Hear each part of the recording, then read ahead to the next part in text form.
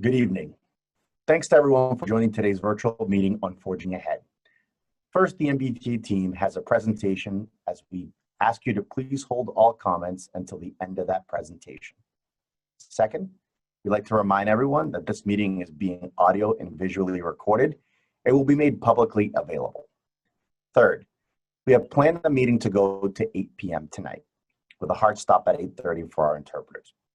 Before we get started, I'd like to go over a few meeting controls for folks who are not familiar with Zoom. Next slide, please. This meeting will include ASL interpreters. The meeting host will spotlight the interpreters to ensure that they can be seen at all times. The ASL interpreters expect to switch approximately every 20 minutes. There may be a minor delay in interpretation while the interpreters are being switched. If at any point you cannot see the interpreter, please let the tech support know using the chat. Next slide, please. We also have closed captions for this meeting. By default, subtitles should be appearing at the bottom of your screen. If you do not see these captions, please press the closed caption button to get them started. Next slide, please. If at any point during the meeting you have any technical questions about Zoom or the accessibility features of today's meeting, please chat tech support. Next slide, please. Following the presentation, we will first answer clarifying questions from the Q&A feature and then open the floor for comments and testimonials.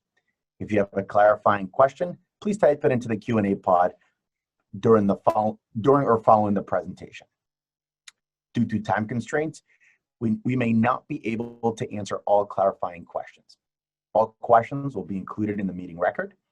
If you have any questions on using the Zoom platform, you may use the chat to MBTA tech support to resolve any issues you may have.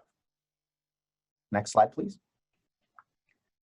On today's call, we are joined by MBTA General Manager Steve Povtak and Chief Administrative Officer Mr. David Panicor.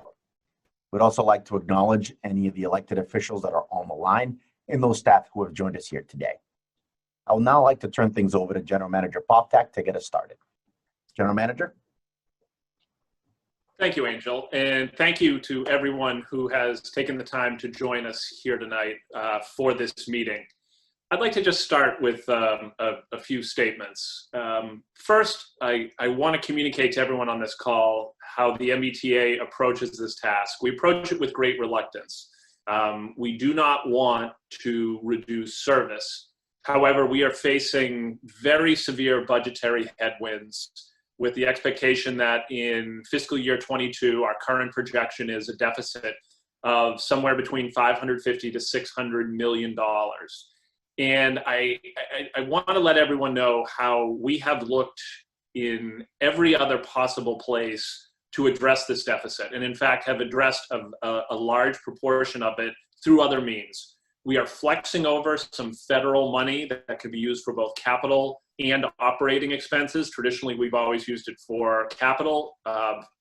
In order to address this gap, we're going to flex it over to the operating budget. We've also looked for internal savings and believe we have identified over $100 million in internal savings at the MBTA that will not affect customers or service levels. So we really come to a discussion of service levels as a last resort, and we do it with great reluctance. However, we do have to address the realities of this pandemic. And the reality is that COVID-19 has significantly changed how people travel and has resulted in a reduction in ridership in fare revenue. A year ago, the MBTA was running a little under 1.3 million trips per day. Right now, the number we're running is approximately a quarter of that, about 330,000 trips per day. And we have seen a decline over the last few weeks as well. Yet we're running almost essentially the same level of service. I would also note that we've seen, though we are running at about 26% ridership overall, it's different across different modes on the system. And we've seen larger drops on commuter rail and ferry, whereas we've seen more durable riders on modes such as bus. we understand that many people depend on the MBTA, and we've really approached, and we'll talk more in the presentation, we've approached this planning process with a goal of preserving service for those populations for whom transit is critical, and also those places where we are seeing ridership or we expect ridership to return in the short and medium term. I do want to note that no increases in fares are being proposed as part of this proposal. Also note that the proposed service changes are not intended to take effect immediately, and we'll talk a little bit about the phasing or potential phasing in our presentation. I'd also note that it is not our intent for all of these proposed service changes to be permanent. This is not a long-term plan to shrink the footprint of the MBTA. This is a short and medium-term plan to address the fiscal challenges we face. We do have a discussion later on in the presentation about some of the potential ways we could add back service, and we'd be interested in hearing from this group what they would prioritize as we think about adding back service once demand increases and once the revenue is available.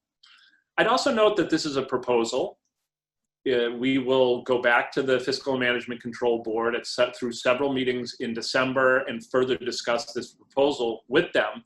We will also react to events as they happen. We are hopeful that there could be relief from the federal government, but we can't depend on that until Congress passes something. So for the time being, we are putting this proposal forward.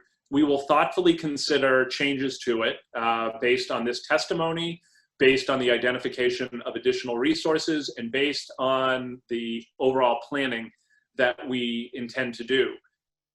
Right now, we believe that we will have lower ridership for a significant period of time in the short and medium term. We think it makes sense to pull back on those services that do not have a good number of riders in order to marshal our resources to address the budget gap in FY22 and also to be able to respond when ridership comes back. So again, I want to thank everyone who has taken the time to join us and share their opinions, and I look forward to hearing from all of you this evening. Thank you. Thank you, General Manager Poptak. Now, I'd like to turn it over to Mr. Eric Studoff, who will be providing a presentation for everyone today. Eric? Thank you, Angel. Yes, my name is Eric Studoff, and I'm the Chief Engineer for the MBTA, and I'll be presenting this evening's slideshow. I do want to just have one programming note for everybody watching. While we are experiencing some high winds and some typical New England weather, should there be any power outages of any of the members from the MBTA that are presenting, please bear with us as we have got contingency plans in place for others to take over the different roles that we're providing. So thank you for that quick little segue. So we're here this evening as part of our public process to describe what we're discussing is forging ahead. And so what is forging ahead? Forging ahead is really a three-pronged effort to look at our internal spending and look for reductions in internal spending. We are looking at reallocating some of our capital funds that we receive from our federal partners and possibly delaying some of our capital initiatives to reduce the burden on our capital resources. We are also looking to move some of those capital funds over to operating budget needs so that we can support some of our key services and essential services. And then last of all, as the General Manager mentioned, we are looking at reductions in service where those reductions affect those who already have other resources for travel, or where we just have not seen ridership come back in any significant way. So as we are going through this forging ahead process and trying to bring ourselves, and the state tries to bring itself out of this difficult situation, we are going to be bringing back some of these resources and services as we look at the different opportunities we have to align those returns to service from areas where we would have had other planning in place pre-COVID. Some of the things that you would have heard about the waning days of last year, where we would have talked about things like bus network redesign and rail transformation. We're considering those service changes as we think about bringing ourselves out of the service reductions that we're proposing during this presentation tonight. The MBTA is not alone in this very difficult situation that we find ourselves in. New York, Philadelphia, San Francisco, Los Angeles, really all major transit agencies across the country are seeing the same kind of reductions in ridership and budgetary burdens on the operating budget, and are considering significant reductions in staff and service in order to keep the essential services that they provide operating.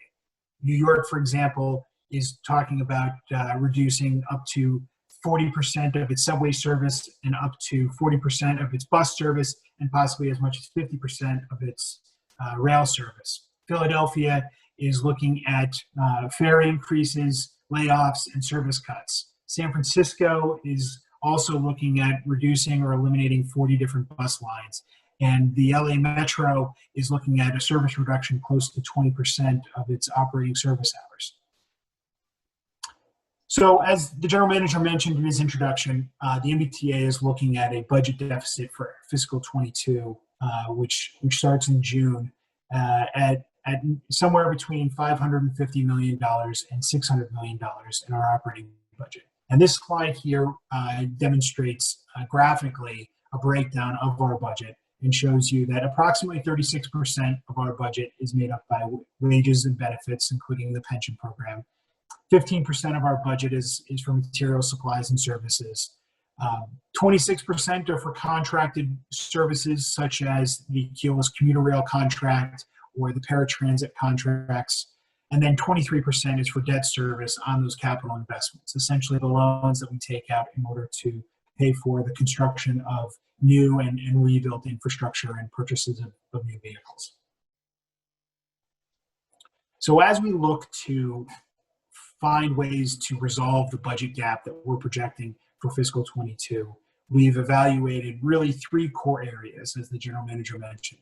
The first area is the internal resources that we could reduce from our spending, and that's depicted in the pie chart in the green color. The second area, and the area where we've seen a great deal of success, has been in the capital reallocation.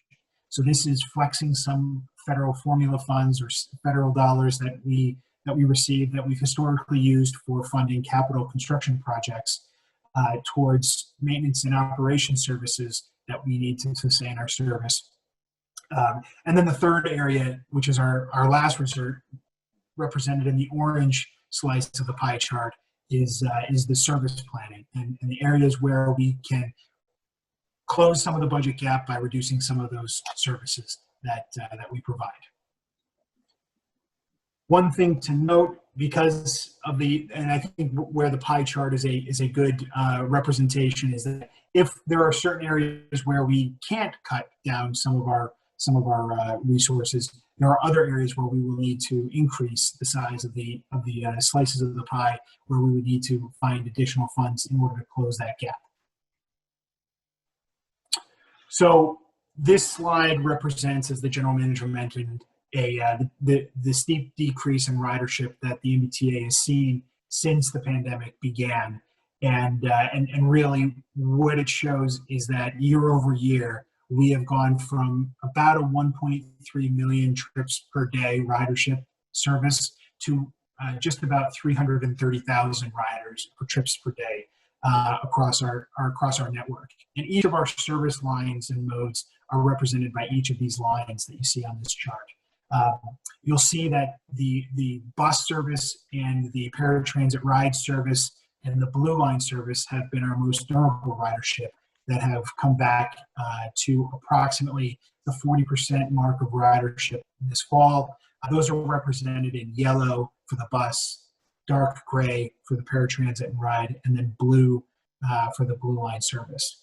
And then in the orange, red, green, and silver are the rest of the rapid transit network services that we run, represented by their colors. And then the dotted blue line is the ferry service ridership, and the purple graph is the ridership on the commuter rail network.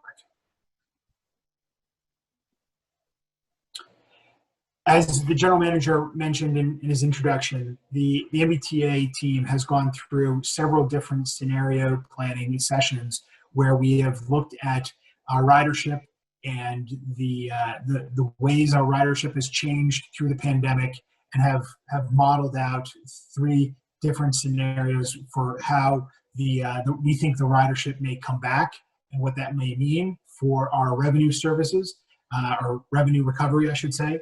And what we've come to understand is that by mode it will be different, and by region it will be different, and there are variations within the model assumptions, such as when a vaccine may be available, and widely distributed, and when people start coming back into Metro Boston for work.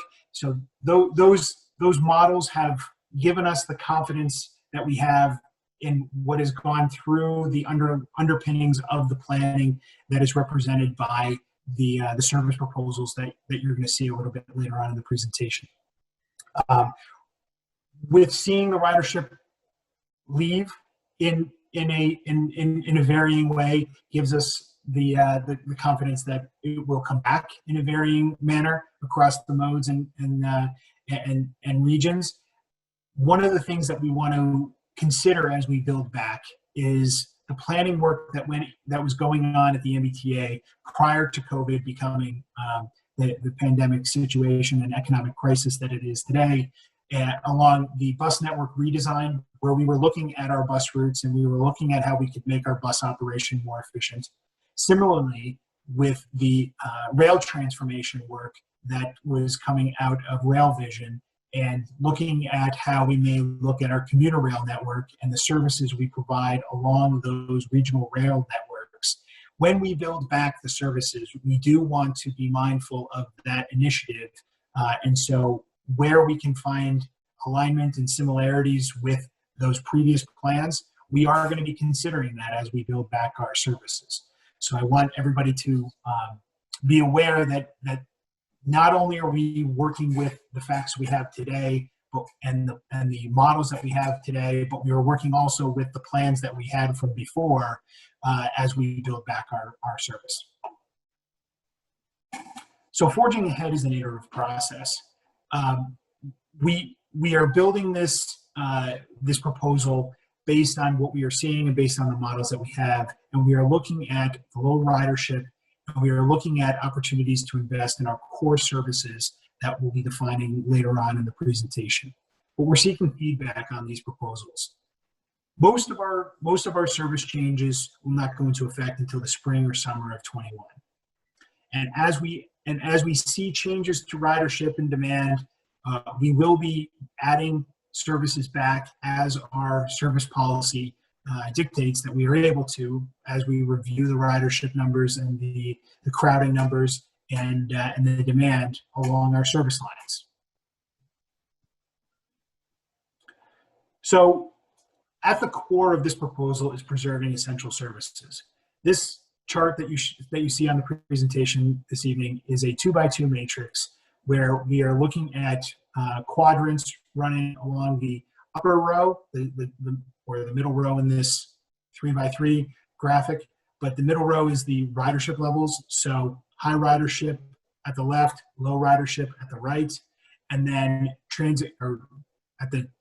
ridership at the top line and low ridership at the bottom line. And then in the left column down, we have the transit criticality of the ridership, and we have the lesser transit critical ridership on the right-hand side. So we are looking to preserve to the greatest extent possible the services that are contained within that upper left quadrant of the chart. That includes blue line, orange line, red line, green line, the Mattapan service, many of our bus routes, and the Fairmont Commuter Rail line. The service delivery policy was approved by the FMCB in 2017 and quantifies the MBTA's target minimum acceptable service levels by mode across multiple metrics, including the hours of operation, frequency, and crowding. And to the greatest extent possible, our essential service will be at or above that service delivery policy that we defined in 2017. So walking through this table is what we envision would be the proposed service change implementation timeline. So working left to right along the chart, you see the mode column. The presentation of proposed service changes was first presented to the FMCB at our board meeting on November the 9th. We are currently going through the public engagement process. This meeting is one of those meetings. We are prepared to present a revised proposal to the FMCB. It says on this chart December the 7th, but it will be actually probably we'll probably have several touches with the FMCB in mid-December. The implementation timeline is anticipated to be primarily during the May service policy change for the commuter rail, although there may be one or two that start in January. The ferry will be implemented in March. Rapid transit changes will be implemented in March. Bus changes will be implemented in late June. And then the ride changes will coincide with the services that the ride service area supports. We have the ability to adjust our service as we see ridership changes and service needs change. So the commuter rail is reviewed twice yearly, and in October and May, and so we will be looking at all of our metrics and evaluating whether we should change our ridership profile in May and October. The same goes for the ferry. Rapid transit is reviewed 4 times yearly in March, June, September, and December, as well as the bus service is reviewed 4 times yearly. And then the ride is adjusted in concert with each of the service areas that it supports for those riders that utilize the ride service. So I want to walk through some of the proposed service changes. But before I do so, I want to define one other key term, which is base service. And base service is essentially the essential service, which is that upper left-hand quadrant in that 2x2 table that I showed you earlier. And it represents approximately 82% of all of our fall 2020 trips that were provided. And then, in addition, a reduced level of non-essential service trips. So base service equals essential services that was defined earlier, plus a reduced level of service everywhere else. So base service represents the quality of service for all essential services, as well as reduced amount of non-essential services that is still viable for many of those who depend on it. Due to the lower ridership, service reductions are not expected to significantly increase crowding. And we will adjust the service as we track the demand and the ridership numbers quarterly or semi-annually based on mode to continue to match the resources with where the ridership is needed. So all essential services will be provided at or above the service delivery policy for the Fairmont line, all rapid transit lines, including Mattapan, approximately 80 of our bus routes, and our ride paratransit service. And we will have reduced level of non-essential services based on the demands and alternatives that have still yet to be defined, but reduced peak service on all commuter rail lines, no weekend or evening service after 9 p.m., and reduced midday service. And then we would have some reduced frequency on the remaining bus routes, including some smaller service areas and consolidated routes. You'll see graphics through the remainder of the presentation that have map-like presentations that show lines for our service routes. And so to go through the key, I want to go over that blue lines represent those essential services that will be at our service delivery policy or above. Orange or yellow, depending on your screen color, represents those routes that will have reduced services. And then red routes, which are those that are proposed to be eliminated as part of this proposal. So currently 82% of our weekday trips are in essential services. 18% of our weekday trips are in non-essential services. The base service represents approximately 85% of bus, 70% of rapid transit, 65% of commuter rail, and 0% of our ferry service. So essentially what we are proposing is that we would be providing, as part of this proposal, 85% of what our pre-COVID bus service was, 70% of what our pre-COVID rapid transit service was, 65% of commuter rail, and we would be proposing to eliminate all ferry service. And then under this proposal, approximately 78.5% of households in the MBTA service area will have MBTA service within 1/2 mile, compared to 82% of households in the MBTA service provider before this proposal would go into effect. Looking at the Bristol region, this is a map that depicts the service changes along the routes that fall within this service area. I'll pause here for a minute so that everybody can look over this slide.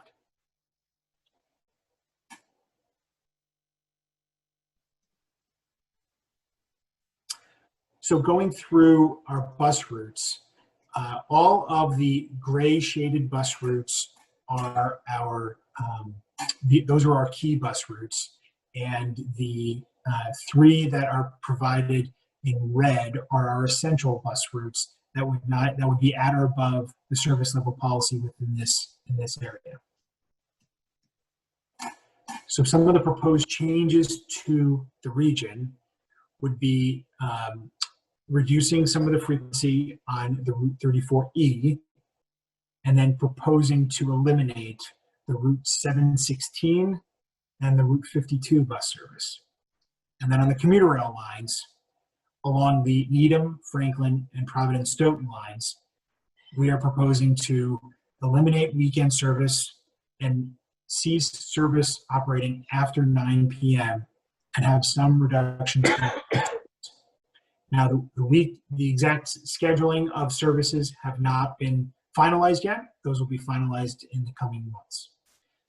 Also, changes along the Bristol area, along the commuter rail system, would be the closure of the Plimptonville station and suspension of the Foxborough pilot until ridership returns and we are able to successfully reintroduce that pilot as ridership makes it feasible.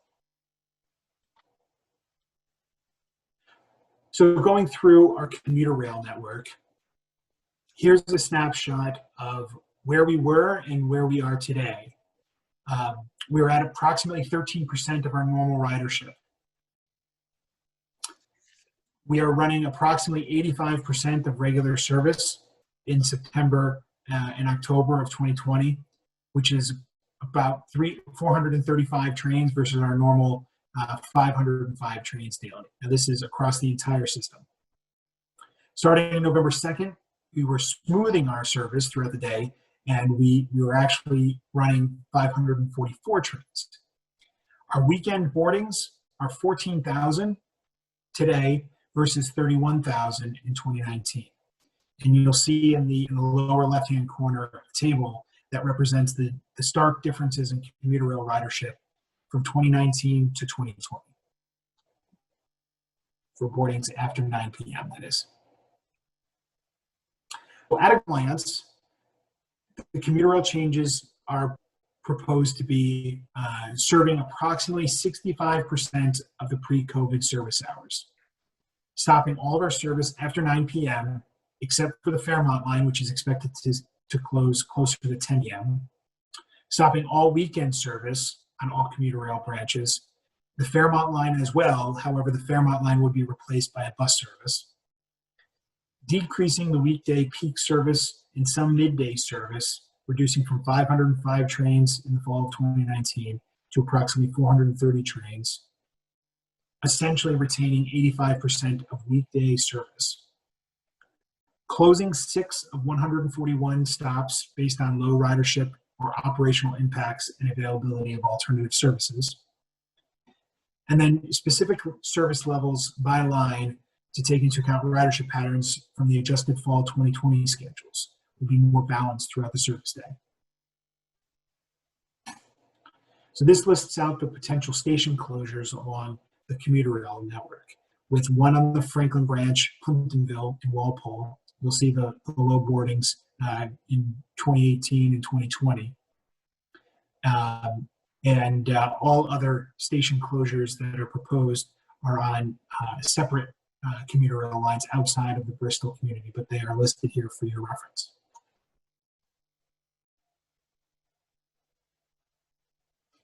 Bus ridership is down to about 171,000 boardings on weekdays, which is approximately 41% of pre-COVID, and is our most durable ridership across our network, and not surprisingly also represents much of our most transit critical riders with the durability that we're seeing. But there is significant variation on a route by route basis. For example, the Route 111 has greater than 60% of its pre-COVID ridership. And yet the SL2, which serves, or Silver Line 2 route, which serves the Seaport community, is much lower at about 20% of the pre-COVID ridership. So changes that we are proposing to our bus riders and our bus service will vary somewhat based on the routes and the regionality that those routes serve. 21 routes have significantly more service than pre-COVID, and to help prevent crowding, we will be adjusting the services in order to provide that service while allowing for the social distancing that the CDC guidance has recommended to us.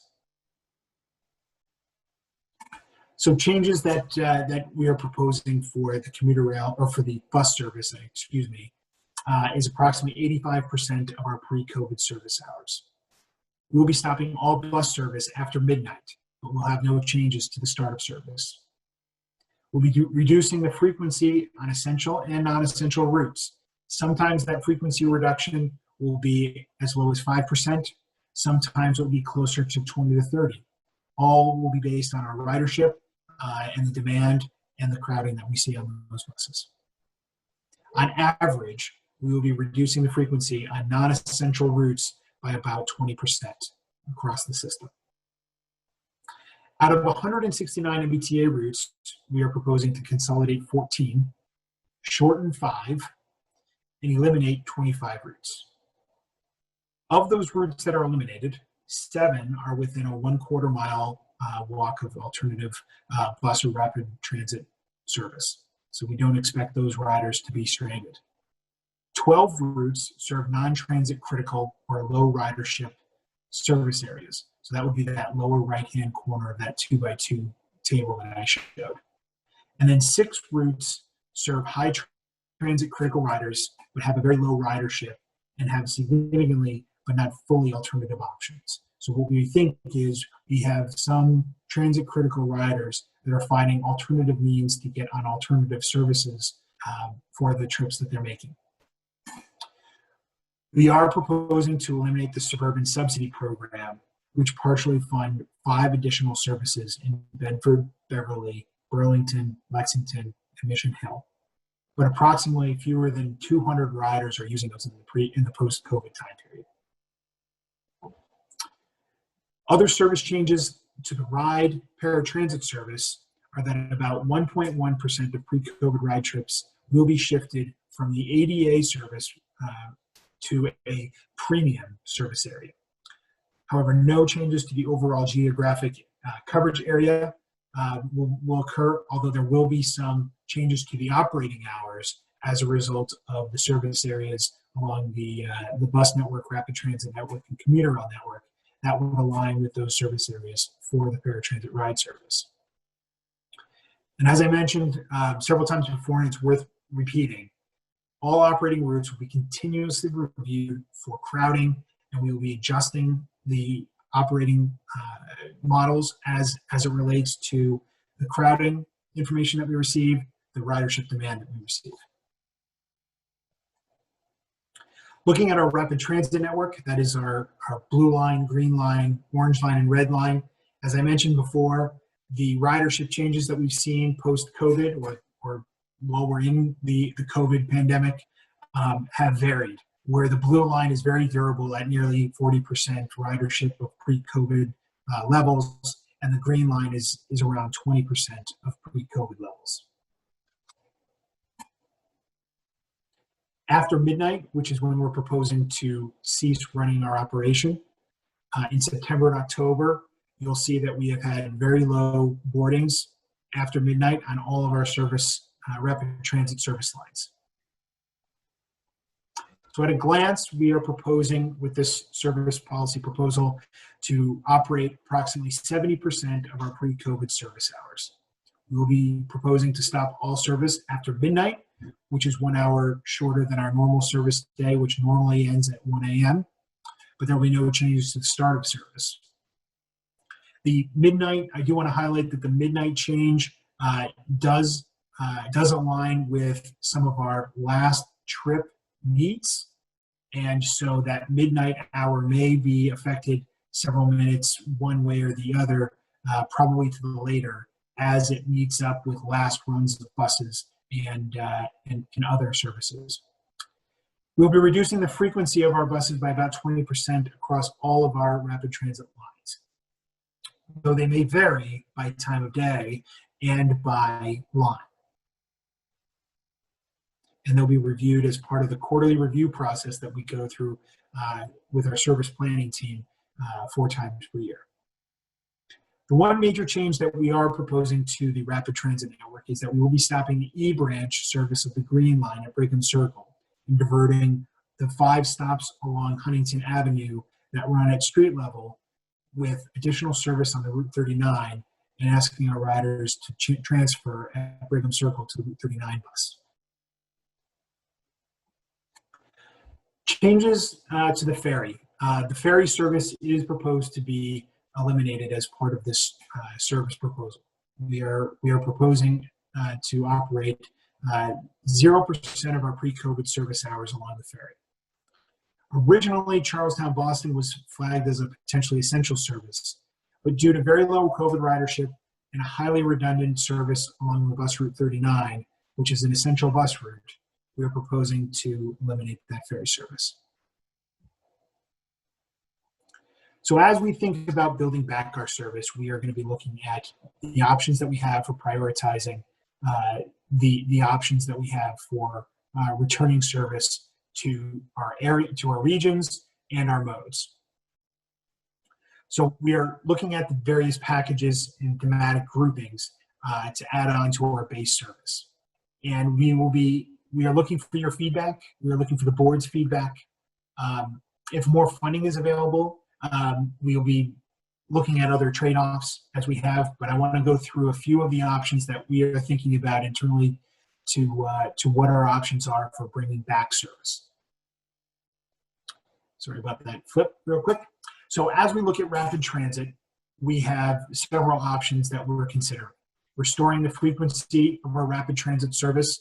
So that would be running the full frequency, but still having the service terminate at midnight. That would be about a $14 million additional add. Restoring the evening service on the rapid transit, so that'd be the after midnight service. That would be about a $3 million add. And then restoring operation on the E branch along Huntington Ave to Heath Street would be about a $2 million service add. Along the Commuter Rail network, restoring weekend service on the Commuter Rail for a partial portion of our network would be about $7 million, or back to pre-COVID service levels would be about a $15 million additional add. Restoring evening service on the Commuter Rail would cost about $7 million. I want to come back to the dashed boxes in a minute. Along our bus service, restoring bus frequency to essential routes, restoring back to pre-COVID frequency along all of our essential routes would be approximately $7 million. Restoring frequency on non-essential bus routes would be approximately $7 million. And then restoring evening service after midnight would be approximately $15 million. Restoring evening service on bus after midnight would be approximately $3 million. And then restoring ferry service for partial service Charlestown to Boston would be $1.5 million, and restoring partial ferry service to Hingham and Hull would be $2 million. Now, the two boxes that are dashed in blue here are investing in the connections and services on the commuter rail or the bus network as it relates to our bus network redesign or commuter rail vision and changes. So they are a series of options and a series of push-pull services that we are considering as part of our building back to what we were planning to build to as we were looking at the services along the commuter rail network and the bus network. And so these will be fleshed out internally more, and as we make presentations to the board on these options, we'll be fleshing those out.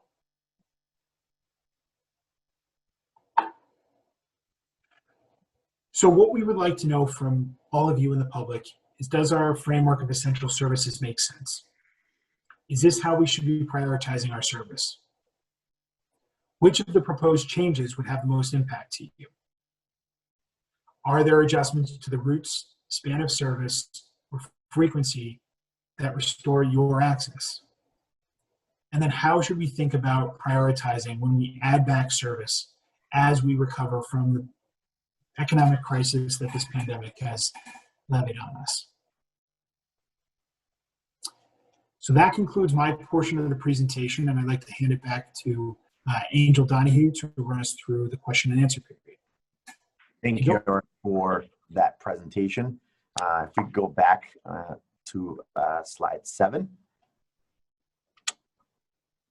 So we will be doing the public comments portion now. So to make a comment, you must virtually raise your hand. To do this on the computer, please press Alt-Y or click the raise hand button on the bottom center of your screen. On a mobile device, simply tap the raise hand button on the button center of your screen.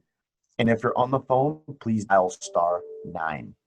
Once you raise your hand, you'll be added to a queue with others who have raised their hands. I'll call on folks on a first come, first served basis. When it is your turn to speak, I will say your last name or the last 4 digits of your phone number and let you know if I am that I am unmuting you. If you are on a computer or mobile device, a box will pop up at the center of your screen. You will need to confirm that you would like to be unmuted before you begin speaking. If you're on the phone, an automated recording will let you know that you are unmuted. You may speak as soon as the recording finishes. Once you're unmuted, everyone in the meeting room can hear you. Before making your comment, please slowly state your name and any organizational affiliation.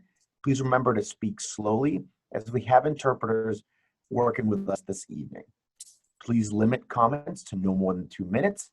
We also ask that you only make one comment so that we can ensure that everyone gets an opportunity to speak. As soon as you're finished, you will be muted again.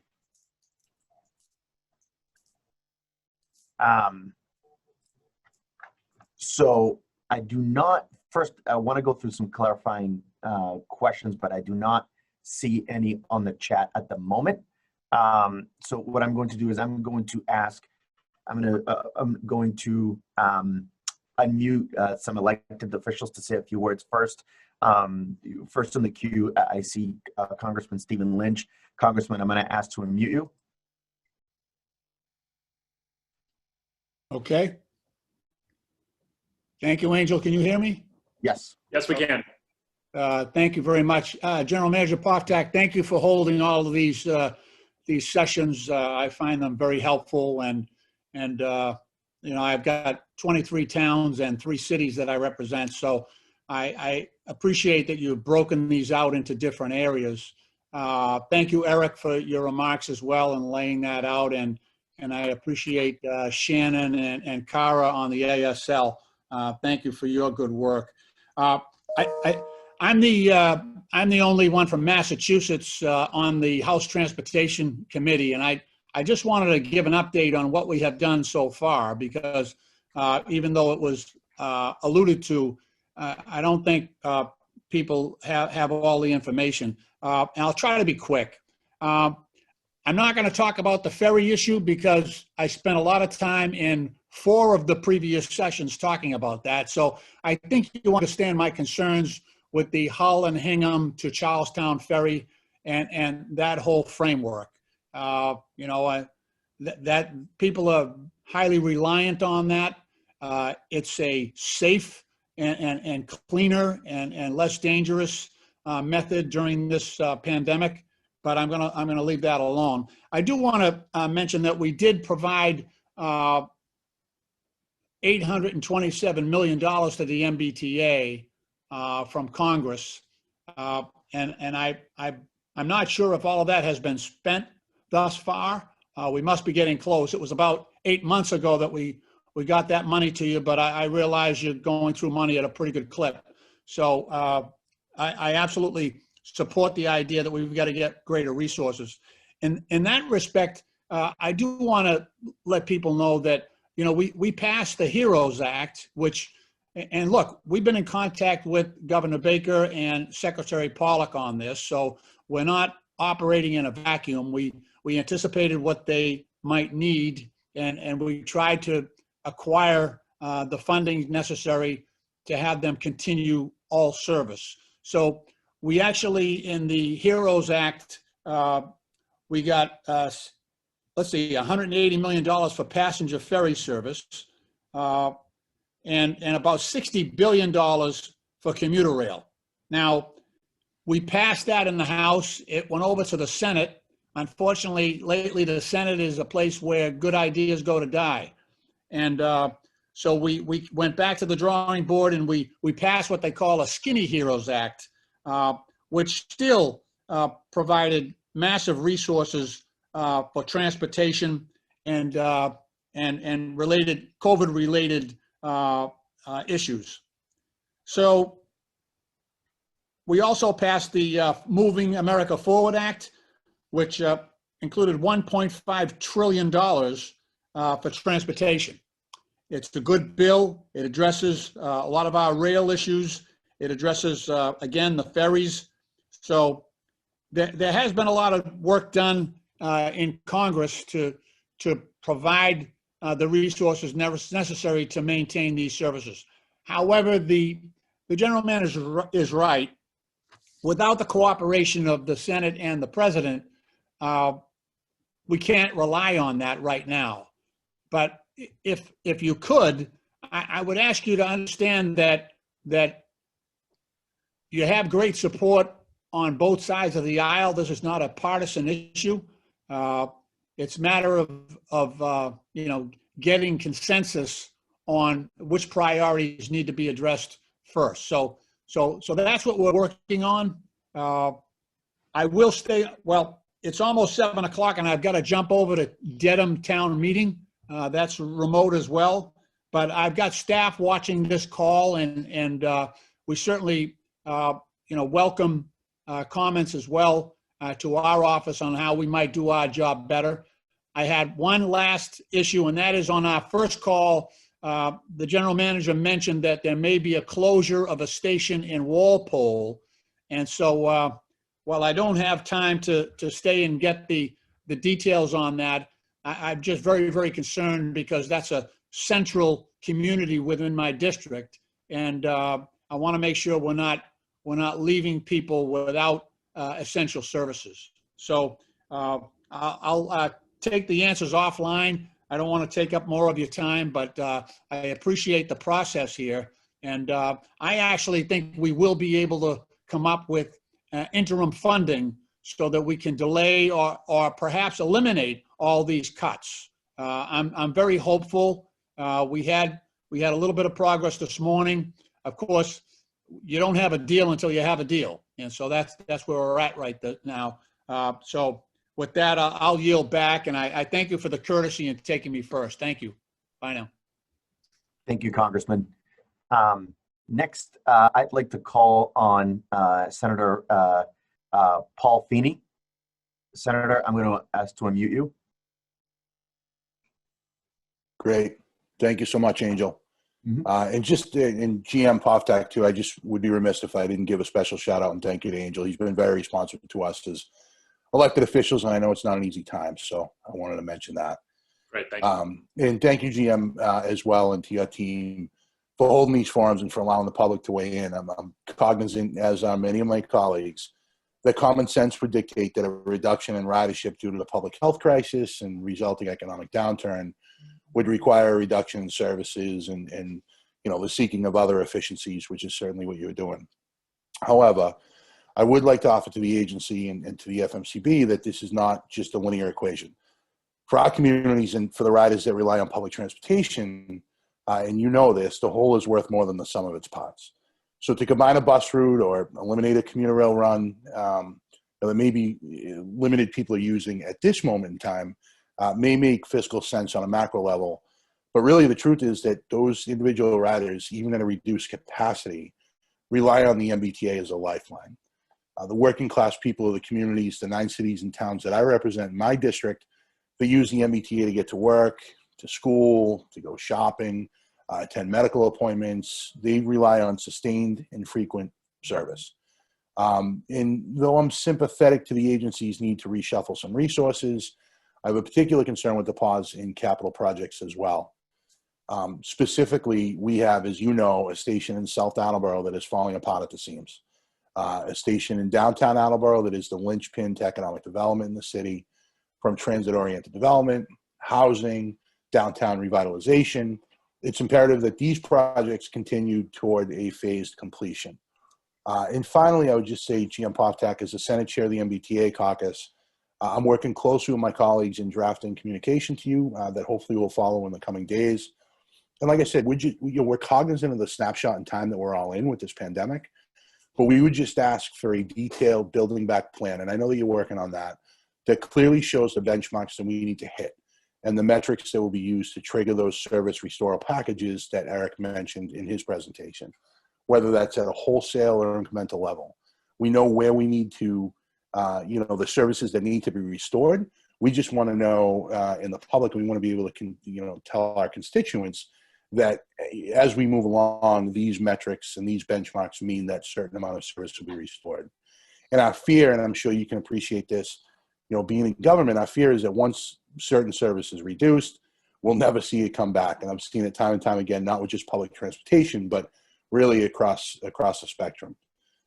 So just, continue to work with us in partnership as public transportation is too important for our constituents, for us not to be their voice. Congressman Lynch is a champion of public transportation, and I appreciate the fact that he was on here. I know that the stop in Plimptonville in Walpole is rarely used. However, it is important to the folks that do use it.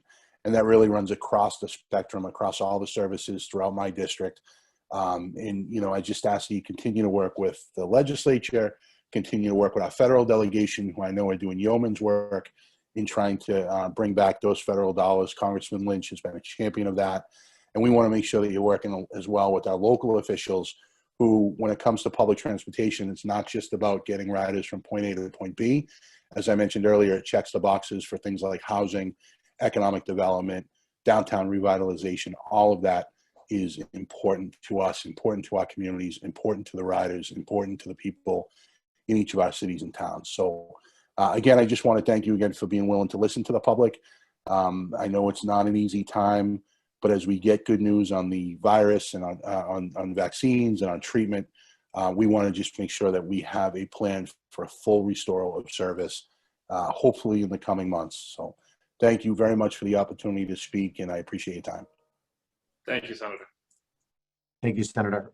Next, I'd like to call on Senator Becca Rausch. Senator, I'm asking to unmute you now. Thanks so much, everyone.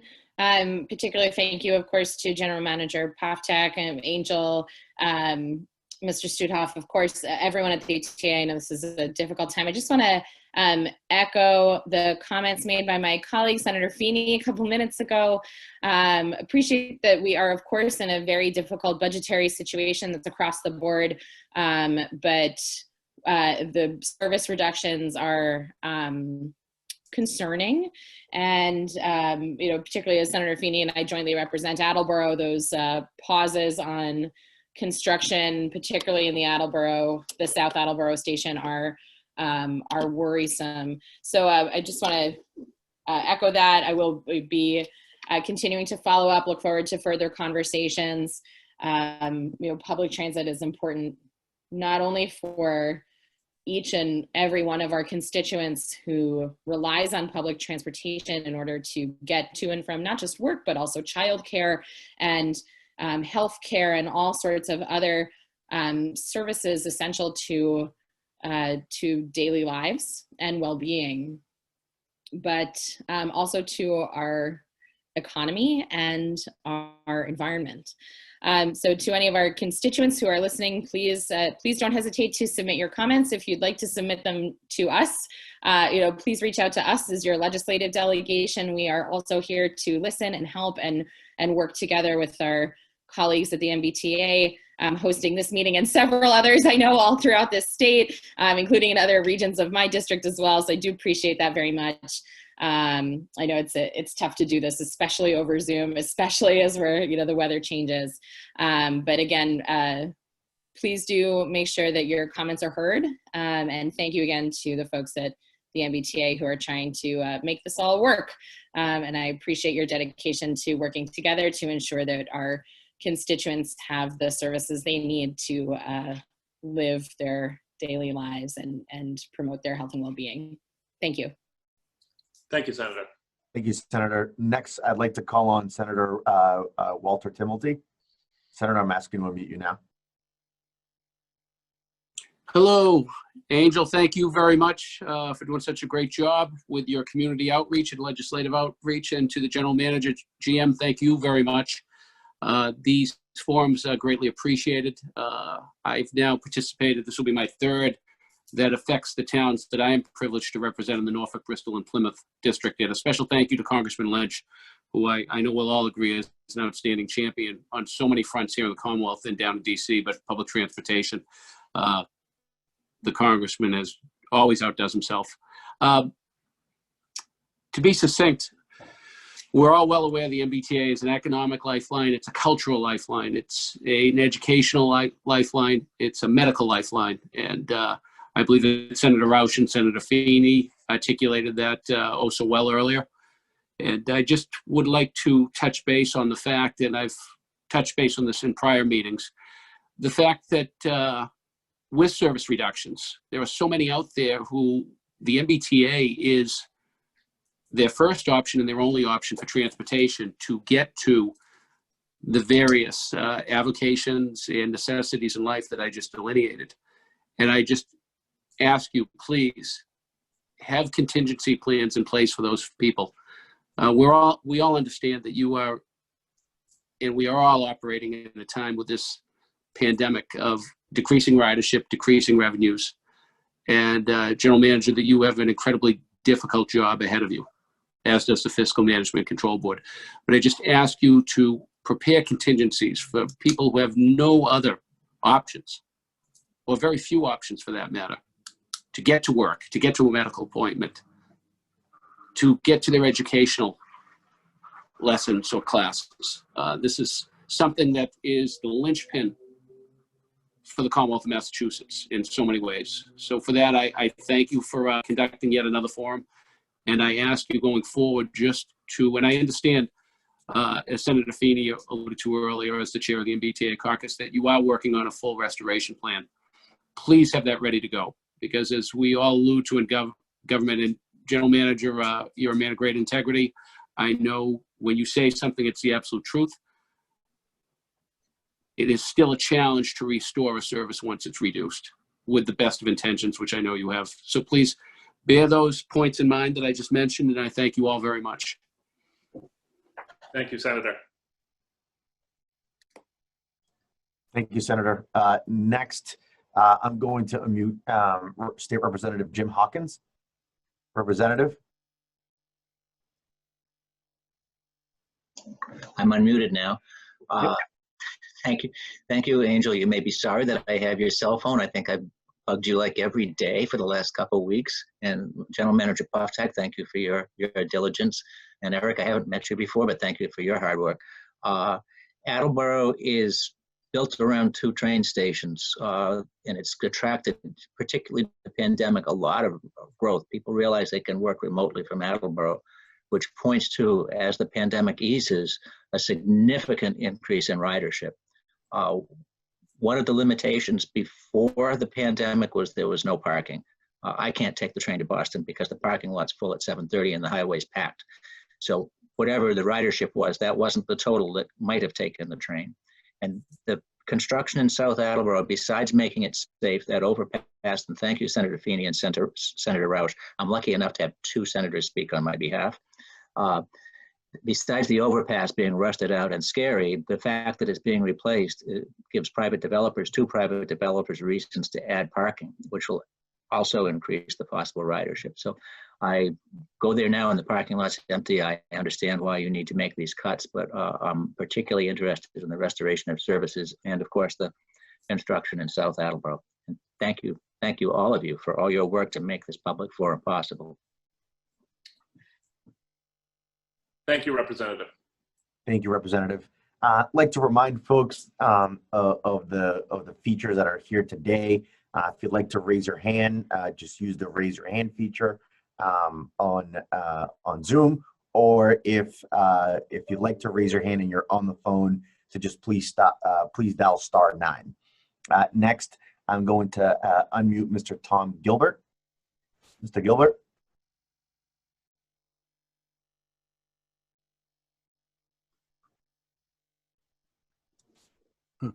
This is Tom from Somerville again. I just like to make a comment one more time that I made from one of the last meetings. In regards to the E-line, I think it's a mistake cutting that to the Veterans Hospital, because after all, it does go to the VA for for any vet that needs to go there for treatment or whatever it may be, and that's an essential. I consider that an essential need for somebody to be able, especially in the dead winter or really hot summer, where they need to be in either an air-conditioned or a warm vehicle to be able to get right to the hospital to get their services. And also, I'm also concerned about closing Plymouth Station on the commuter rail. They're also, I understand that there are also transit-oriented development already being built there, and I think it's going to be getting off to a bad start and everything if we go through with that. And that's about what I want to say on that. Thank you. Thank you, Mr. Gilbert. Again, I'd like to remind folks to please use the raise your hand feature. And if you're on the phone, again, you can do so by dialing *9. Next, I'm going to unmute Mr. Peter Kamaru. Mr. Kamaru. Hello. During the presentation, the person who was presenting, I heard when they were talking about the ferry, I heard him say Route 39, and I think he meant to say Route 93. Yes, the substitute for the Charlestown ferry is the Route 93, not the 39. I missed that, but there may have been a slip of the tongue. But thank you for the clarification. Yeah, thank you. That must have been a mistake. Sorry about that.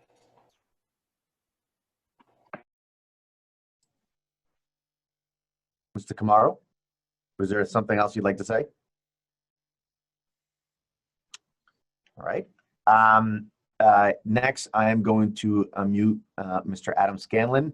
Again, folks, if you have comments, we'd ask for you guys to use the features on Zoom. You can either send something on the chat, or if you're on the phone, dial *9. Mr. Scanlon? Hi, Angel. Can you hear me? Yes, we can. Yep. Hi, everyone. It's good to virtually meet you. I just wanted to say thank you for putting this public feedback session together during this critical time. And I wanted to echo what some of my future colleagues have said, and supporting programs going down the line to support many of our infrastructure improvements, such as the South Attleboro station.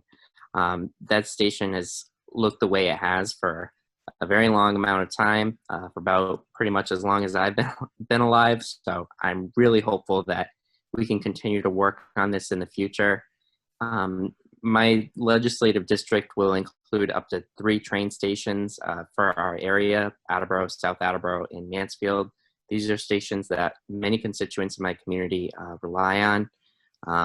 These are stations that serve people that don't always have a 9-to-5 schedule. They are serving our essential workers who are on the front lines of this pandemic, people that need to go into Mass General, our nurses, our doctors, and even people that are going into Boston to working on nonprofit programs on the weekend, or even after 9 o'clock.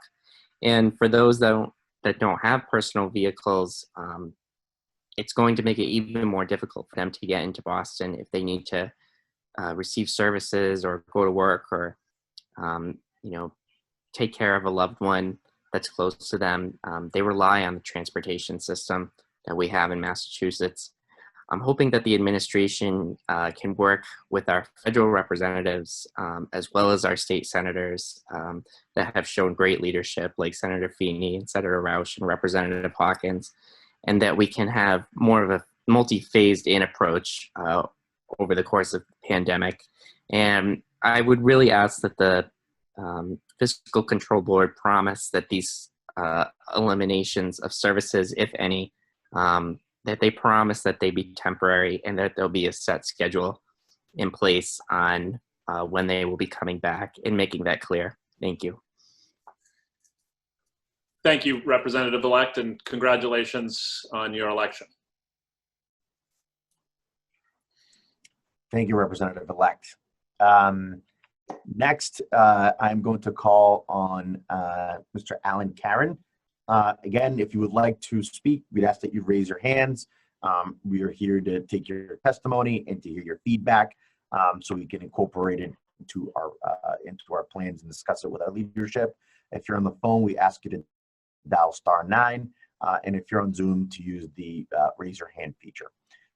Mr. Karen, I'm going to unmute you now.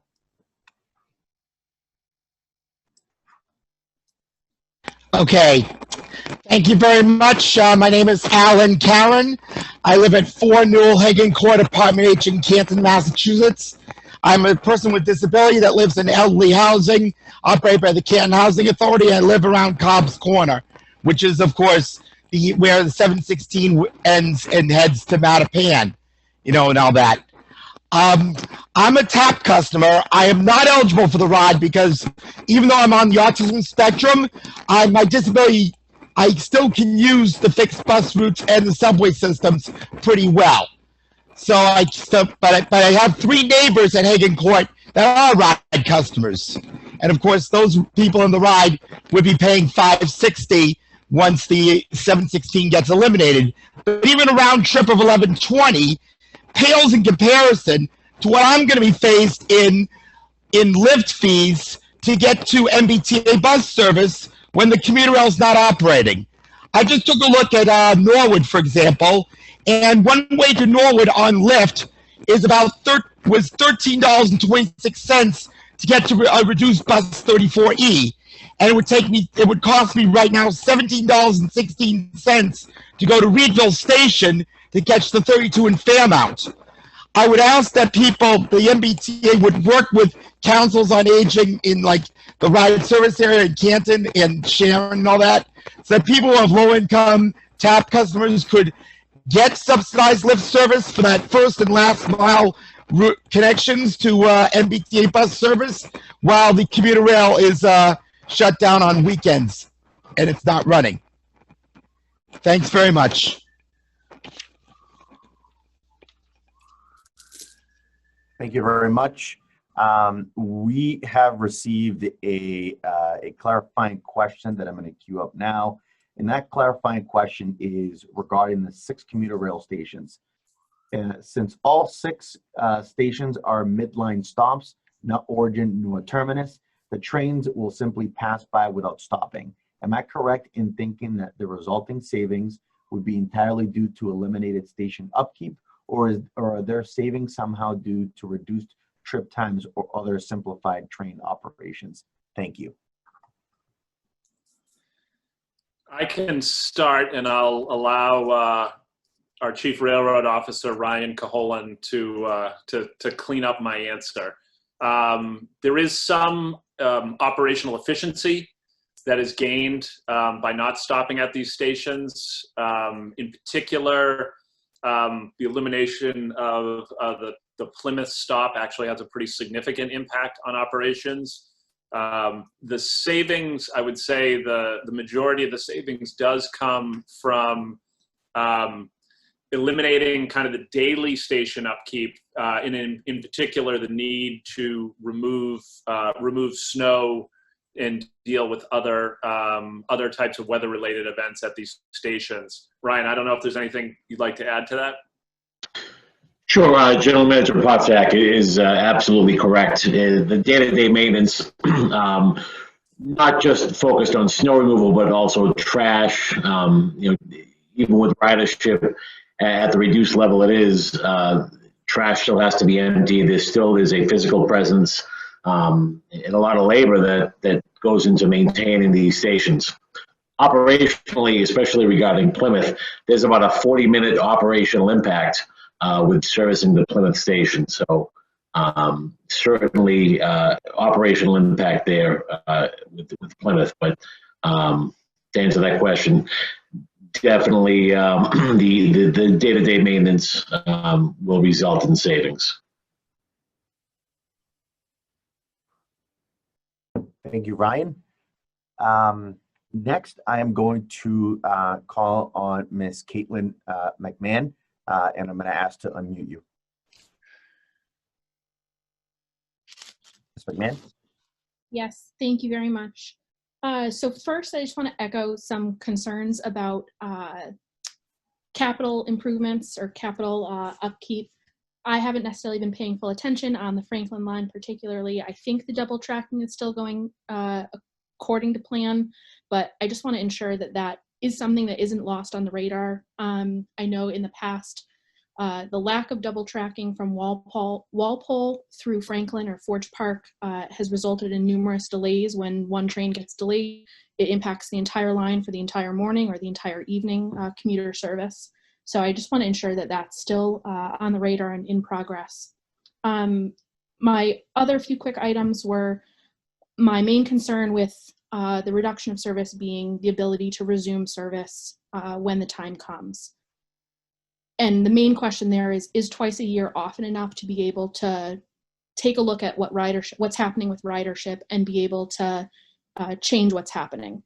If a vaccine comes available, companies may become more apt to tell their employees to come back to work into Boston, and employees may be quickly starting to take the train again. And if you're only reviewing every 6 months, I just don't truly know if that's going to be often enough. I'd also like to add that the resumption of express service is particularly of interest. For those at the end of the line that have a number of stops, the train becomes very packed.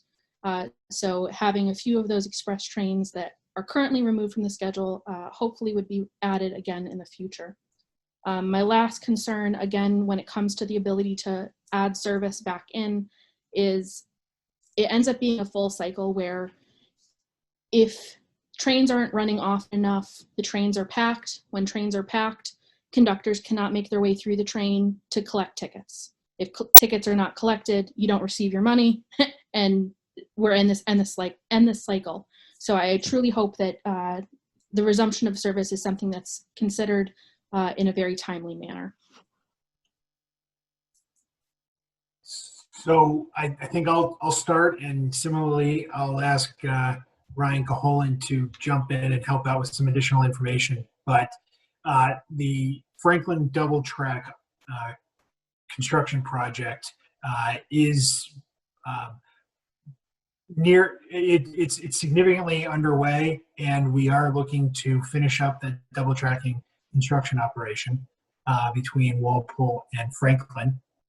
And as it pertains to the frequency with which we are looking at our operation and adjusting the schedules, think the primary driver for the twice yearly review is honestly around the amount of time it takes to make adjustments to the schedules and to all the planning for the various train service operations in and out of Boston and to the points along the lines. But Ryan, you want to help me out with some of that? Sure, absolutely. Yes, we're definitely going to focus on the work that you see underway right now. If you recall, we previously completed the double track between Walpole and essentially Norfolk Station. The work between Norfolk and Franklin Dean, that will continue. That is substantially underway. And then once funding allows, we will then focus on the final stage of that. Obviously, you're familiar with the Franklin line, but that would be connecting Norwood Central into Walpole to produce a true end to almost end, but from Reedville out to Franklin Dean, a true double track railroad. You mentioned also crowding on trains and what things look like pre-COVID and with the ridership that we have today. I can assure you that even with ridership levels at what they are today, there's not an hour that doesn't go by where myself and the rest of the team with the MBTA and with Keolis don't think about the return to that situation that you described. Caitlin, I hope that answers your question, but every decision that is being made today, all those factors that you described are being taken into consideration. Thank you, Ryan, and thank you, Eric, for answering that clarifying question regarding that project. Next, I am going to call on Ms. Paige Duncan and unmute her. Again, I'd ask folks, as I do not see any other hands that are raised, to simply raise your hand if you'd like to be recognized. And if you're on the phone, we ask you to use *9. We are here to listen to your concerns and to hear your feedback so that we can better make decisions regarding our Forging Ahead project. Ms. Duncan, I'm asking to unmute you now.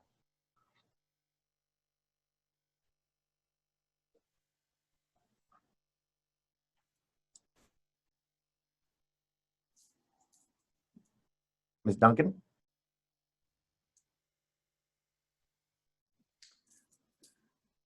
She may need to unmute on her end. Oh.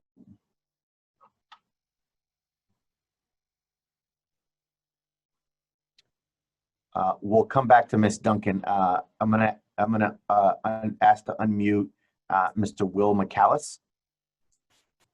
Mr. McCallis? Yeah, I'm wondering how many MBTA workers are going to be losing their jobs with all these cuts to service? That is indeterminate at this time. We are reviewing our staffing needs, and we're reviewing multiple approaches to this. So I don't have a specific figure right now, but it is a reduction in headcount is one of the things that we are considering. Obviously, we do that. We greatly value our workforce. We do that with great reluctance, but it is still something we're in the process of analyzing. I'm going to ask Ms. Duncan one more time.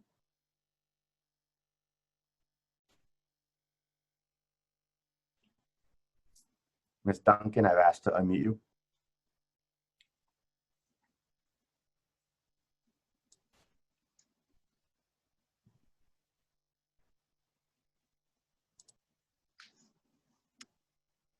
Hello? I think we might have lost her. I do not see folks that would like to, that have raised their hands either via phone or Zoom. If you'd like to, we encourage you to do so. Please raise your hand, or if you're on the phone, to dial *9. We're here to take some questions and to hear your feedback and answer some clarifying questions for folks.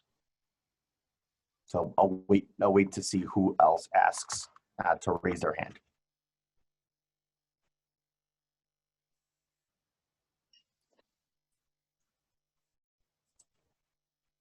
I'd also like to just quickly remind folks that you can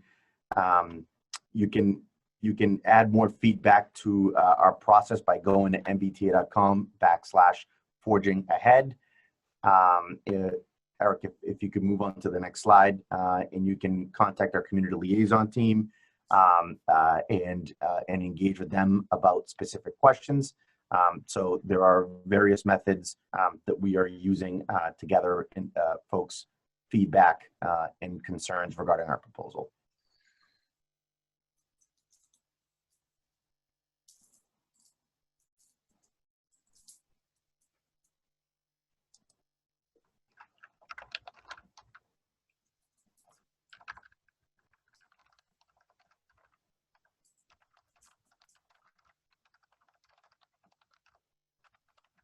Angel, I think Caitlin has a follow-up. Yep.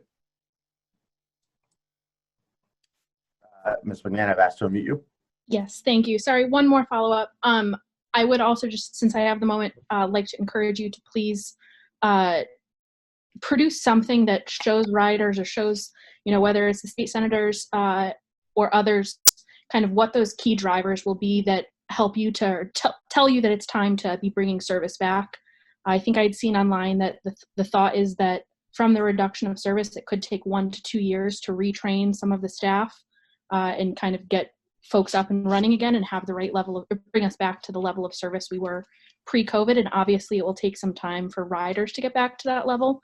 Kind of what are the key things that the MBTA and Keolis will be looking at to be resuming service so that we can see that, it's not just, I don't know what I was going to say there, but that there is some thought process behind this and that there is some consideration at hand and what key drivers you're considering. Thank you. Thank you for that feedback. I see another raised hand, Mr. Alan Karen. I'm asking to unmute you. Hi, Alan Karen again. Since we have since we have a lot of time right now and there haven't been as many attendees, I just wanted to further comment that I went through the 2012 meetings. I attended a lot of them when the major service cuts were last on the table.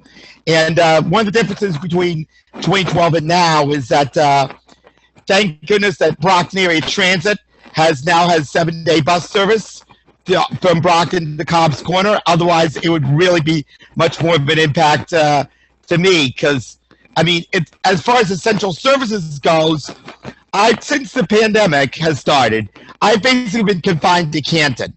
It's been like a 2-mile radius of things within walking distance. And I can get food, and I can get like up to the town hall and all that. And my synagogue is about a little more than 2 miles away up 716, but we are having religious services virtually. So that's that. But the past 2 days has been the first time I've been on like Brockton Area Transit buses since the pandemic started. I've only ridden like 716 about maybe 3 times since the pandemic first started, but one of the times I was going to the temple and I saw 8 women at Canton Center and they were from Mattapan and they had groceries. And when you have 8 people on 716 and that 20-seat van, that is a packed van. So I can sort of understand maybe for safety reasons why you would not run 716 and maybe use the commuter rail, to, try and ride hailing to try to, alleviate some crowding. But I would love to see, but if you try to eliminate service, please make sure it's as short as possible that we can restore this service at the earliest possible time. Thanks very much. Thank you, Mr. Karen. Again, if folks would like to be recognized, we ask that you do so by using the raise your hand feature on Zoom, or if you're by phone and would like to make your comments, you can do so by dialing *9. We are here to hear your input. And again, just a reminder again that You can also reach out to us by going to mbta.com/forgingahead. And there you can reach us through various different forms, and you can see in greater detail our plan and bring additional comments. So we ask folks to, again, we encourage folks to raise their hands, and so we can hear your feedback. Thank you.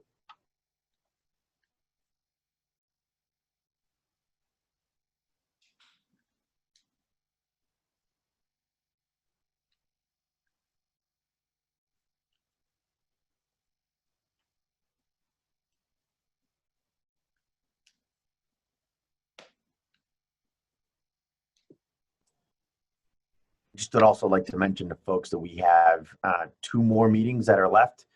Tomorrow is Merrimack Valley region, and on Wednesday we have a regional, we have a system-wide meeting.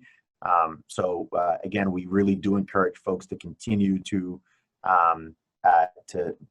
continue to raise their voices so that we can better implement and inform our decision making through the Forging Ahead process. And again, you can do that here today, or you can join us for a system-wide meeting over the next 2 days.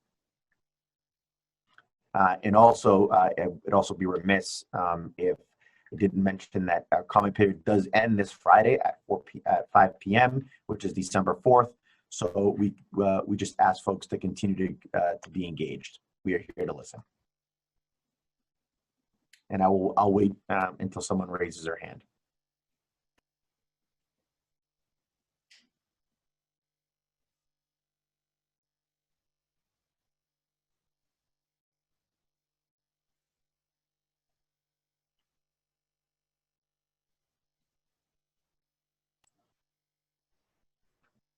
I see a hand raised for Mr. Tom Gilbert. I'm going to unmute you. Hi, this is Tom from Somerville again. I'm just hoping that with all the cutbacks that are going to be going on, I suppose this is a question that maybe relates to the probably more to the Wednesday meeting, but I wanted to bring it up now as to give people a heads up of the importance of this. But I'm just hoping that this is not going to affect like the settlement of 2006 as far as continuing on the accessibility of various different stations, especially downtown crossing, accessible stations for the Green Line to Route 16 and Union Square. These projects that were supposed to be, I believe, by law, were supposed to be mandated at that time to be done, and I'm just hoping that, or does anybody think that that's going to affect those projects that were supposed to be underway some time ago, that all of a sudden are going to be halted now because we're still replacing elevators. Elevators are very important, are very expensive to replace. I just can't see suspending a project and then saying, well, let's just suspend it now when half the elevators built, and then it's exposed to the elements and the what. I'm not going to get into that, but what happens, and I'm just wondering how that's all going to affect the projects that have already been mandated since the April of 2006 settlement. Thank you. Thank you for that question. We will be issuing a report, and there will be an event actually on Wednesday with Judge King, where we'll review some of the impacts of these changes on elements of not only elements of the settlement, but also on our accessibility investments. Some of them have been adapted. For instance, some of the wayfinding we're doing, we're not doing it we're doing it with a sort of through a simpler process with vinyl signage as opposed to porcelain and metal signage. So things like that. I do not have the details at my fingertip, but those will be discussed. We have a 2-hour session. Sorry, I don't know the time exactly off the top of my head, but it's roughly around midday on Wednesday, and I'll be in attendance for all 2 hours, along with the judge, obviously, and Laura Brelsford, our Assistant General Manager for System-Wide Accessibility. Thank you, General Manager Poftak. Seeing as no other hands are raised, I'd like to ask General Manager Poftak if he'd like to make some closing remarks. Oh, I see a hand that was raised. Ms. Suzanne Backstrom, I'm going to ask to unmute you. Hello, my name is Susan Backstrom, and I heard Tom Gilbert's last comment, and I stand in favor of what he said tonight. He is a leader, excuse me, with the RTAG group, and there are many neighborhoods and communities that could become, excuse me, inaccessible without adequate public transportation, limiting the ability of people to access critical health, like he was talking about the VA, and disability services. He was talking about these center points of the 2006 settlement, the ADA settlement, and the MBTA and our elected officials need to consider the needs of people in these groups before just like cutting them off from the services that they desperately need. I would ask that you would stop these cuts. I mean, we've got new leadership in the federal government and we may have new leadership in the Congress as well, not just in the executive branch. So there may be more revenue and resource levied to support the MBTA from outside the Commonwealth of Massachusetts. I believe that we've got an opportunity here to just hold off on this for a short season until you have a chance to see whether or not some other revenue resources are levied for you and for us as commuters. And I'm also thinking about besides just North Attleboro, like there's like whole economies built on the commuter rail, like Wachusett Mountain and other places. I'm just thinking of, you know, the overall financial impact is going to be greater than what we know. And I'd just like to say, finally, like, it's public transportation and it is a public good. And thanks so much for taking my you know, comments tonight, and thanks for being here. Thank you. Thank you. I see one more hand raised, and Mr. Tom Gilbert, I think, wanted to do a follow-up. Mr. Gilbert. This is Tom again. I wanted to make a comment on earlier when you're retraining about retraining bus drivers and train operators. I believe I brought this up before, but not only in the general training of transit employees, but I was also asking that there also be a parity as far as a disability ADA training, not only with the bus drivers, that we actually meet with the bus drivers and work with them, but also hold a parity with the subway operators at the McMillan Safety Center, as well as having a parity program with transit police on persons with disabilities, that we can also attend transit police trainings in regards to disabilities. Because as of now, it's only bus operations that offers the in-person, us actually attending the sessions, like when we go to the classroom in the morning and we go to the yard in the afternoon. If we could have like a similar program with subway operators as well as with transit police, that we could meet with them at the Macmillan Safety Center at Broadway there, and I've been there. It's a very nice center, and it's classroom oriented, and it sounds like it'd it'd be a good idea for all of us. So not only do the bus drivers recognize that we're human beings, but also the subway operators and also transit police. And I'm very well aware that Chief Green's a very nice guy, and that he'd be willing to work with us on it and everything. And that's about what I want to say about that. Thanks. Thank you, Tom. Thank you. And now I'd like to ask General Manager Poftak if he would like to make just some closing remarks and thank folks for joining us today. General Manager? Thanks, Angel, and thanks to everyone on the MBTA team who's worked so hard to put this together. Thank you to our translators who've done a great job tonight, as they've done throughout.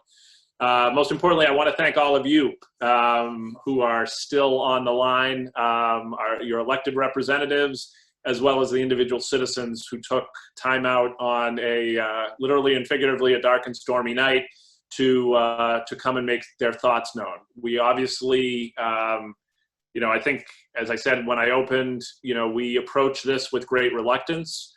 We approach it knowing full well we have a responsibility to continue to serve those for whom transit is critical, and also to be thoughtful about serving the current ridership and the ridership that is to come.